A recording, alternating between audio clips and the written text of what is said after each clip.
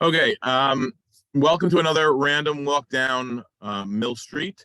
Tonight's topic is Massoreth ha-Massoreth, which is interesting and unusual topic having to do with Shearith Israel because it doesn't really relate to Shearith Israel.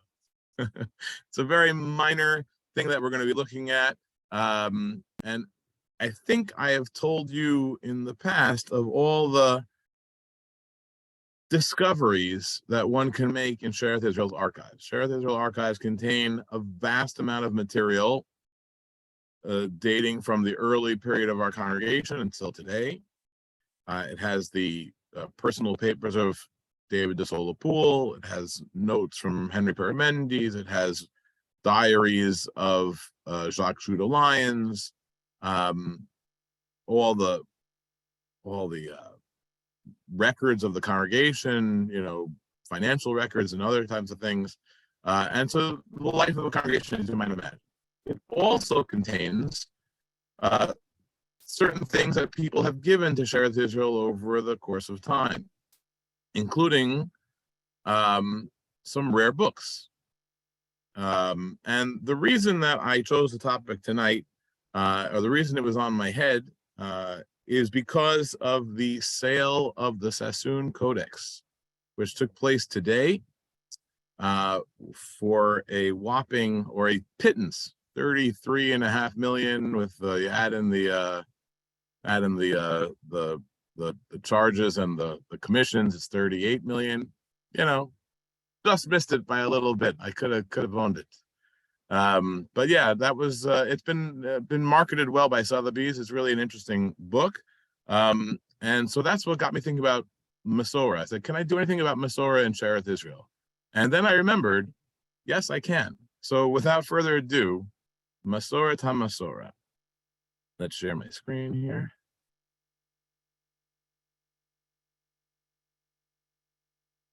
Let's see. Here we go. Okay, can you see my screen? Just the thumbs up, because I can't tell if I shared it properly. Shared it? Yes, okay, thank you. Okay.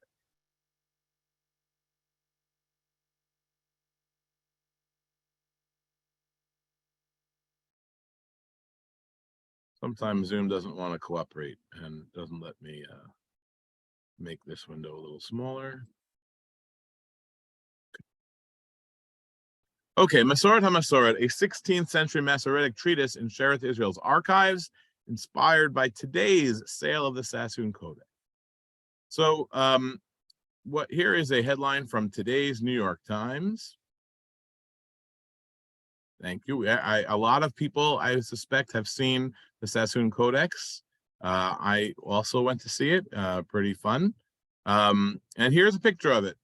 Oldest nearly complete Hebrew Bible sells for 38.1 million. I like the way that this was titled, because I really dislike the way Sotheby's marketed it as the oldest, most complete. That's not really true.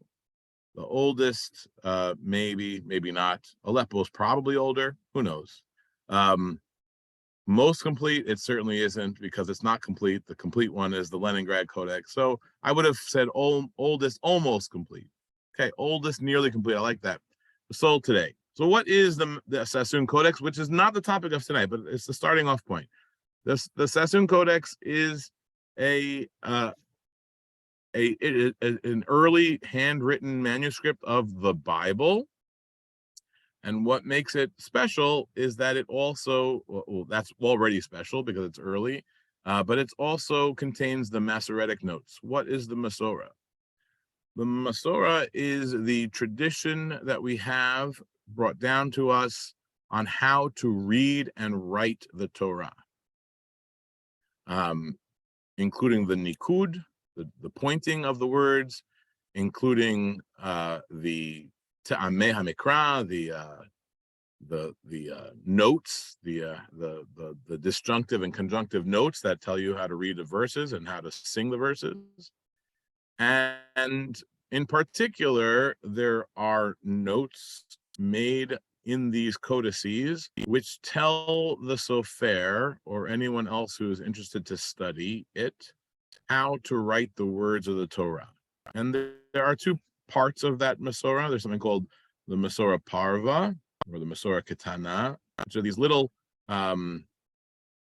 abbreviation notes that are come down in the center margin or the sides of the codex. This is a picture of the Sassoon Codex. And you really have to be you will have to have studied the Masorah to know how to interpret these words, because they're all just little abbreviations. Like this Lamed stands for Leta, or meaning there's no other example of something, and you have to know how to interpret what it's talking about in that verse that comes next to it. And then there's also something called the Masorah Magna, or the Masorah Gedolah, which is usually on the top or the bottom. You can see it on both on this page here on the top left here, which are expansive notes based on these little smaller ones. So it'll say, maybe it'll tell you that a certain word is spelt with a vav 6 times in the Torah, and you'll go up to the Masorah Magna, and it'll give you some of those examples. Sometimes it'll give you all of them, sometimes it'll give you some of them, but it'll tell you where to look for more information, or it will give you the rest of the citations so you can understand the Masoretic notes. That is the Masorah. Its purpose is to safeguard the transmission of the Torah, which is why it's called the Masorah.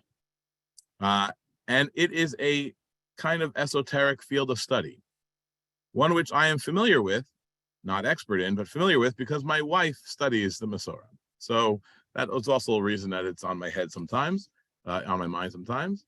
And so this is called the Masorah. Now it happens to be, just randomly, that among the books, the rare books in Shearith Israel's archives, is a work called Massoreth ha-Massoreth, which would be translated as the tradition of the tradition, or the chain of tradition of the chain of tradition, if you will. And this is a book that was printed in 1539. Here's a picture of it here on your left here. I don't know if you can see it so well. Not a very big book. It's probably about 5 or 6 inches tall, and maybe an inch wide, or maybe 2 inches wide. And it's printed in the 16th century.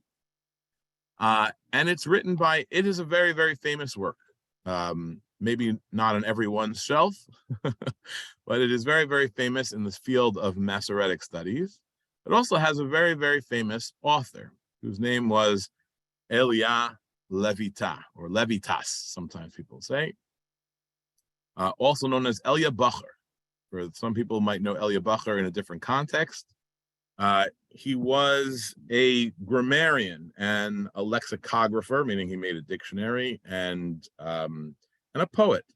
And among his first works were works of Hebrew grammar that he wrote for students in Padua. He moved from Germany to Italy after Jews were expelled from Neustadt in the 15th century. And he wrote he taught grammar, Hebrew grammar, to students there. And he was asked to write a Hebrew grammar book, and he did. It was very popular. And then he wrote something called the Bova Buch. Anyone know what the Bova Buch is? That is probably the first Yiddish novel. It's a famous story. Maisa, the Bova Maisa. You've heard of the term Bava Maisa, Yiddish term for a tall tale. That comes from his work, the Bova Buch. So he's pretty famous outside of the study of Masorah, in the study of the origin of Yiddish and Yiddish literature. And then he sort of goes from Padua to Venice. Then he has a terrible life story. All his possessions and all his manuscripts get destroyed when Venice is attacked, and he moves to Rome with essentially nothing. And then he has the luck to connect with this man on the right. This is a cardinal in the Roman Catholic Church named, I don't know if it's Gilles or how they pronounce it in Italian, Antonini.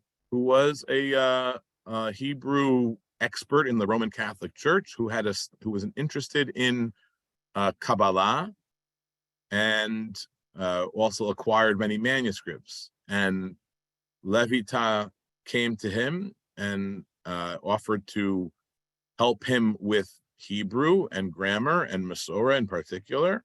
And Antonini says, okay, you can reside here. I'll support you. He became his patron and supported Levita, who lived in the home of this Catholic cardinal for 10 years or more. And he writes some of his important works while he's there, a grammar book, which he dedicates to him. So he has students, and because of him, he has students who are in the Roman Catholic Church, learning to read Hebrew from a genuine Hebrew scholar, Elia Levita. Okay.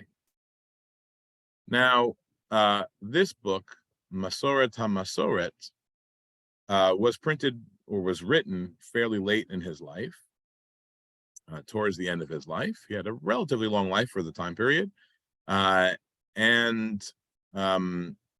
It was published first in Venice in 1538. And it was, I think, the first work which tried to explain the Massoreth.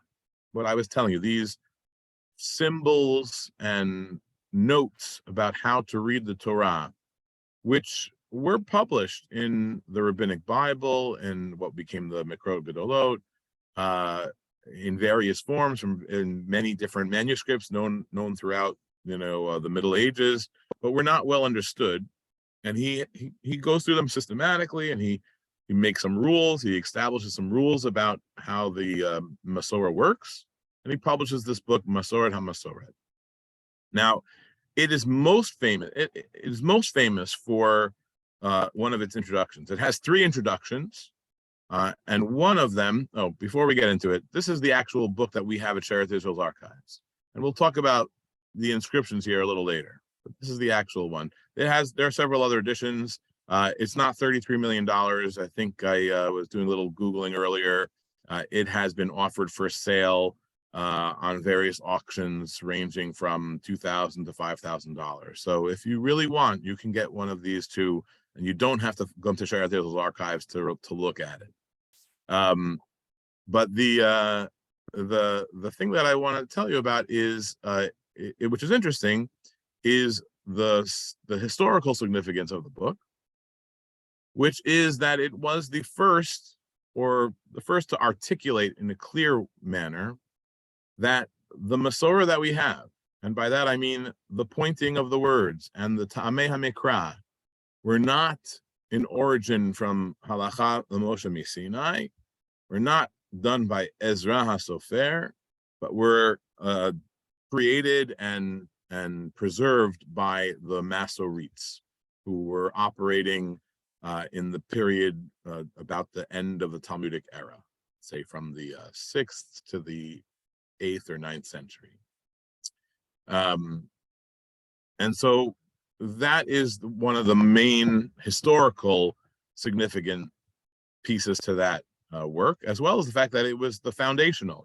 Every Massoreth scholar subsequently is going on Levitas's shoulders. So the book was translated into English by another interesting person who we're not going to talk about very much, whose name was C.D. Ginsburg, also known as, his full name is Christian David Ginsburg, who was a convert to Christianity in his youth. He had been born in Poland. He moved to London. He was a yeshiva student. His name was not originally Christian. His name was David Ginsburg, but he was interested in the Massoreth at an early age, and he studied it. And he publishes several works about Massoreth and becomes the founding father of modern Masoretic studies, Christian C.D. Ginsburg. And that's a picture of him on the top left. And the reason I have it here is because he actually translates much of the work, or the whole thing, which is no easy feat when you're considering the complicated nature of the grammatical rules at hand. And here is the historical interesting part of the significance of this work, and it starts here in the third introduction of the book. Yes, Levitas has three introductions. The third one has a long exposition about the history of the Masorah, and I just have a few quotes. V'atchil ve'omer hine dat rov ha'anashim she'Ezra haSofer v'siato shehem anshe Knesset HaGedolah asu ha'Masoret v'hanikud v'ta'amim al kol ha'mikra. I want to start by telling you that most of the opinions is that Ezra the Sofer, from the Bible, Ezra, Nehemiah, Ezra the Sofer, and the men of the Anshe Knesset HaGedolah, which is the men of the Great Assembly, which is the early part of the Second Temple. Some depends on how expansive you want to make that grouping, but people usually started off by including some of the later prophets like Zechariah and Malachi, all the way through the Second Temple period. The Anshe Knesset HaGedolah, they made the Masoretic notes and the pointing of the words and the Ta'amei HaMikra. And then there's Talmudic support for that. And then he has a long exposition about why that, basically poking holes in that theory. Some of them are very, very strong. But I won't get into the details here. It'll bog us down.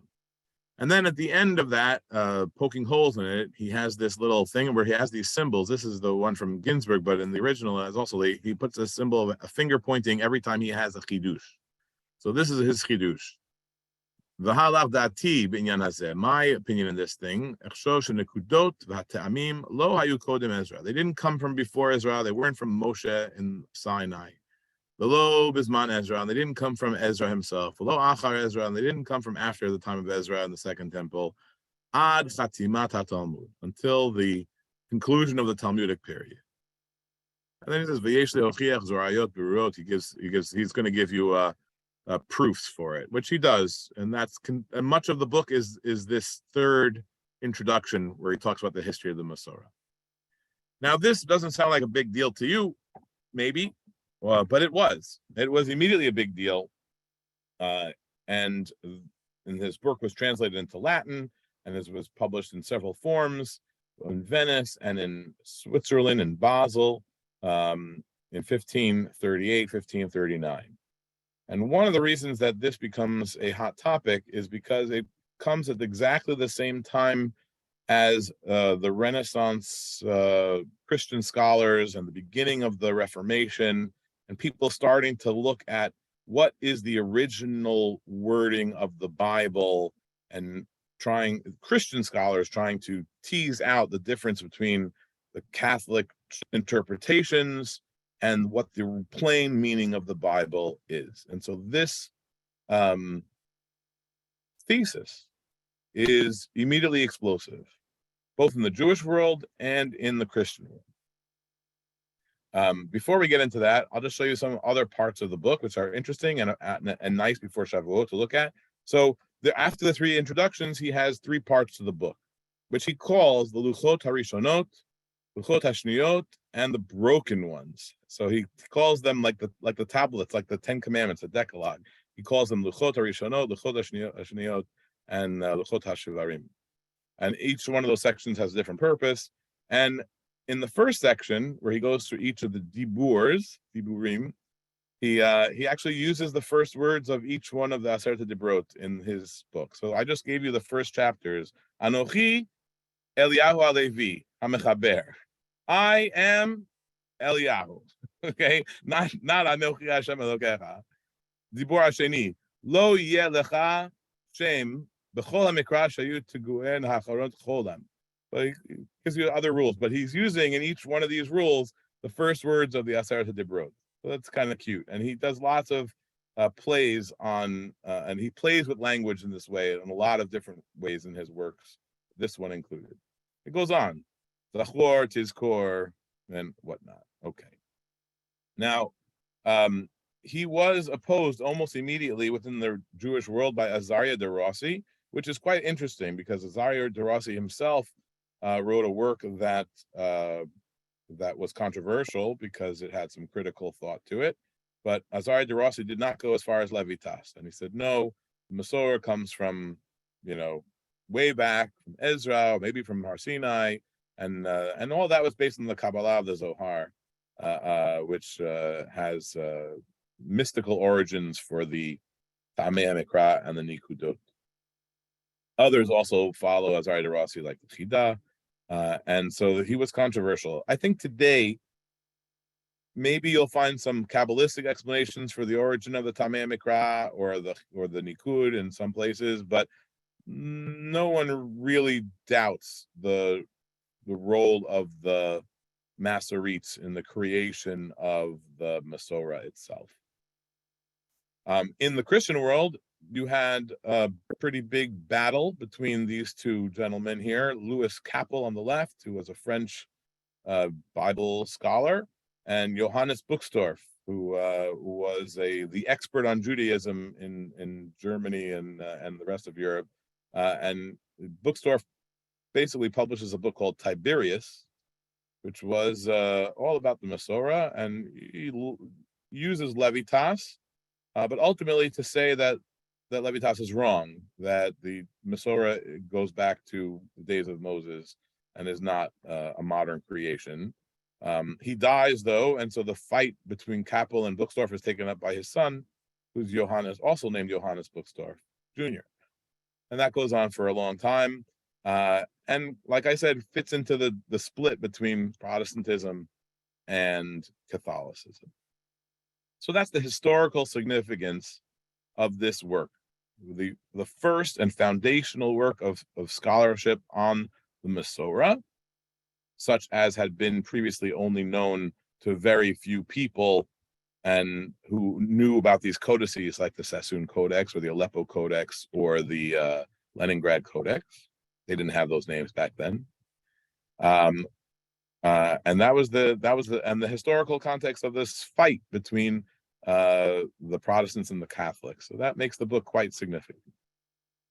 Now, as you saw, this edition that Shearith Israel has an inscription, and this is what it reads. This Hebrew book relates to the reading of the Torah, Haftarah, and Megillat Esther, presented as a remembrance token, August 1906, printed in the city of Basel, France. I don't know why he wrote that, but that is literally what he wrote. Basel, France. Basel is Switzerland. Okay. 1539, Hebrew date 5299. Edited by Rabbi Elia, son of Rabbi Asher Halevi, from the house of the nobleman Daniel Bomberg. You've heard of Bomberg Printing House. This was done by Bomberg. Elia Levitat worked for Bomberg as an editor for Bomberg in Venice. And then he tells you this city, which I don't exactly know how to pronounce, Bois-de-le-Duc, also has a German name, which I also don't know how to pronounce, as Herzenbach or something like that. August 1st, 1906. Then he tells you a little story about how he got it. While on a visit to my native country and city, Bois-le-Duc, where I was born and raised, 27 October 1829, one of my friends, Mr. Edward Stahl, that's how I couldn't, if you see it over here, maybe it says Stahl, a little hard for me to have, I didn't understand exactly what he wrote. So one of my friends, Mr. Edward's son of my intimate friend, Jacob Stahl, prominent Chazan, teacher and sofer of the city of Bois-de-le-Duc in Holland from the year 1840 until the day of his death in 1892, presented me this old Hebrew book printed in the city of Basel by Henricus Peter Allens, August 1539, Reish Tzadi Tet. That is what it says in the inscription. Now, there is something interesting here, which I don't know, it doesn't lead us anywhere, but this book, we now have a provenance for. It doesn't tell you who it was, but we know that he was born in this city, Bois-de-le-Duc, in 1829, and he got it on a trip there, and it was once owned by the Chazan and Sofer of that city in Holland, which is kind of interesting research for another day. So who was the owner of this book? That was a man named Hartogensis, which is an interesting name, but we're going to get to that soon. In the back of the book is a page, right, the back cover, where there are 2 Pesukim written with the Masoretic notes on it, with the Tamei Mikra. I have no idea why. Don't know if it meant something or not to the person who owned it, or they were perhaps doing an exercise of some sort, but it's 2 verses from the same chapter in Malachim. Maybe it has some meaning. Maybe someone will figure that out in the future. Now, the owner of the book, and the thing that makes this story also fun, was quite a character. And the person who gave it to Shearith Israel was quite a character. So this is the person who owned the book. H.S. Hartogensis. This is his obituary from the Baltimore Sun. So he lived in Baltimore. He didn't live in New York. Was merchant in Market Space vicinity for over half a century. Came to Baltimore in 1848. Equipped Cuban Revolution with carbines in 1873. I didn't know there was a Cuban Revolution in 1873, but he's selling weapons to them. Native of Hertogenbosch of Holland. Henry S. Hartogensis, also known, by the way, as Hartog S. Hartogensis, 90 years old, a merchant in the vicinity of Marsh Market for more than half a century, died of the infirmities of age yesterday at the home of his son, Benjamin Hartogensis, Linden Avenue in Baltimore. Born at Hertogenbosch in Holland in 1829, came to Baltimore in 1848 after the collapse of his father's banking firm. In the Revolution of 1848 in Europe, he moves to America.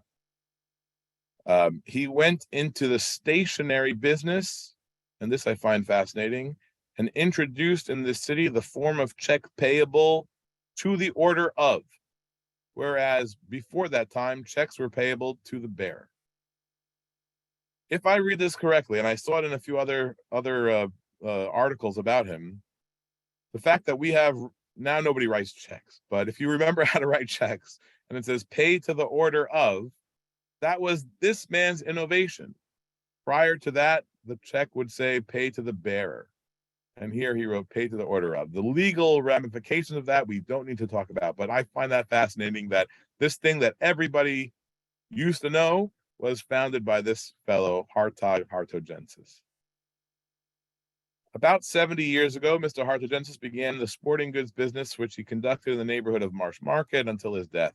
He was an expert in firearms and could tell the maker and grade of shotgun with his eyes closed by the feel of the barrel and the click of the lock. In 1873, he equipped a Cuban Revolution with carbines. He sold guns to whoever the Cuban Revolution in 1873 was about. I really don't know that part of history.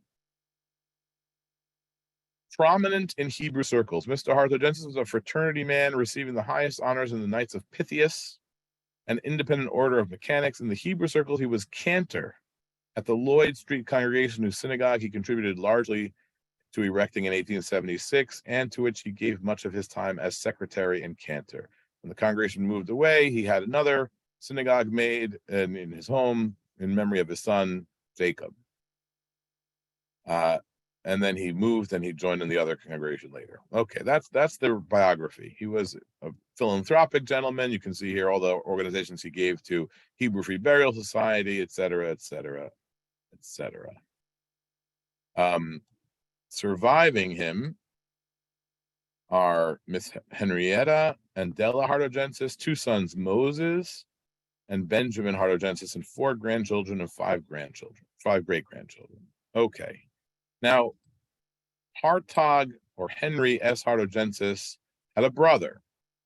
That brother lived in New York. His name was Abraham Ezekiel Hartogensis, also sometimes A.J. Hartogensis, or sometimes written A.E. Hartogensis. And that's where Shearith Israel comes in. But before we get there, there's one other fact you should know. Hartogensis was an Ashkenazi of Ashkenazim. He founded Ashkenazic synagogues in Baltimore. He was very much Ashkenazic.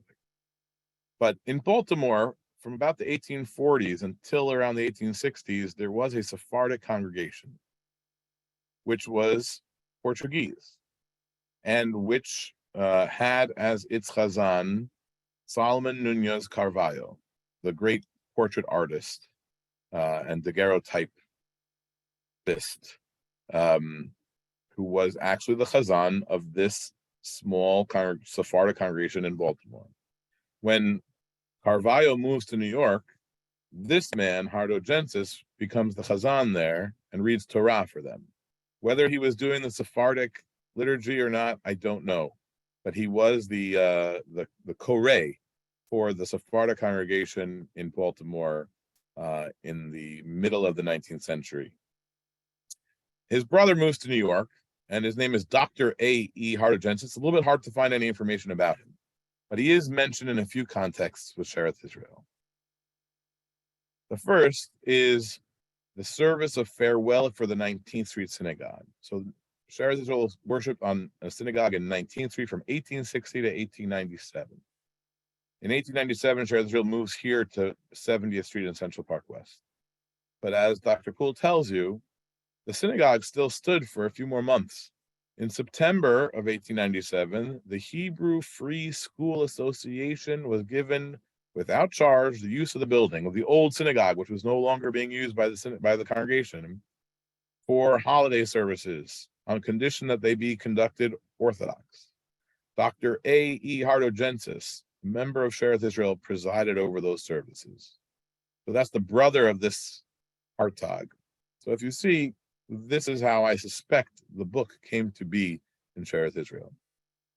A.E. Hardogensis had a son, Samuel Hardogensis, who gave a very small Sefer Torah, 13 inches wide. That's it, just a little bit over a foot, to the synagogue in 1932. And that is all the connection that I can figure out between this family and Shearith Israel. One more thing to note is that A.E., this fellow here, the brother of the guy from Baltimore, and the one who owned this book, was also involved in the Moses Montefiore congregation in Harlem. So before Shearith Israel moved to 70th Street in 1888 or something like that, or 1889, a congregation was made in Harlem, a Portuguese synagogue, which I know well because relatives of mine attended it, called the Moses Montefiore Synagogue on 112th Street on the east side. And A.E. Hardogensis was the Parnas. So those are the connections that I have. So now, I do not know when this book came to be in Shearith Israel's archives. I believe that it was given probably by this man, Samuel Hardogensis, sometime between the time he donated the Sefer Torah and his death in 1939. And my guess is that the family of the man who inscribed it gave it to them because they were involved with Shearith Israel in New York. They were involved in the Orthodox community, and they had Hebrew learning. And Hardogensis' children maybe had some were lesser, or I don't know how it made its way to New York, but it did. And now today you can find this rare Masoretic work in our archives, sitting there, and that's the story of this little book, Massoreth ha-Massoreth. And that's the story I have for you to tell you. Am I saying that the gun dealer was a chazan? Absolutely yes. The gun dealer was a chazan. Really, I think a Baal Koreh would be better. The Koreh, he read Torah in the Sephardic synagogue in Baltimore and acted as chazan in the Ashkenazic synagogue later on. So 100% Dina. And that's the story. So I'm gonna stop the share, and I'm gonna allow everyone to talk. Where is that button?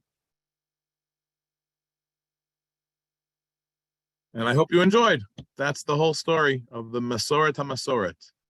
Yeah, not quite the Sassoon Codex, but our own little piece of Masoretic history here at Shearith Israel. Oh, and let me stop the recording here. How do I do that?